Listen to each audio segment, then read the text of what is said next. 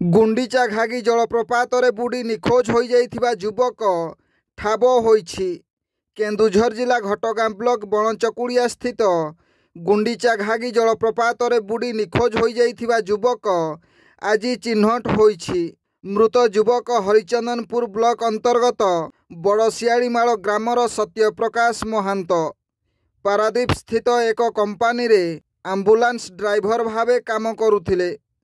ତେବେ ଉକ୍ତ କମ୍ପାନୀର କିଛି ପୁରୁଷ ବନ୍ଧୁମାନଙ୍କ ସହ ଗୁଣ୍ଡିଚା ଘାଗି ଜଳପ୍ରପାତକୁ ବୁଲିବା ପାଇଁ ଆସିଥିବା ବେଳେ ପାଣିରେ ବୁଡ଼ି ନିଖୋଜ ହୋଇଯାଇଥିଲେ।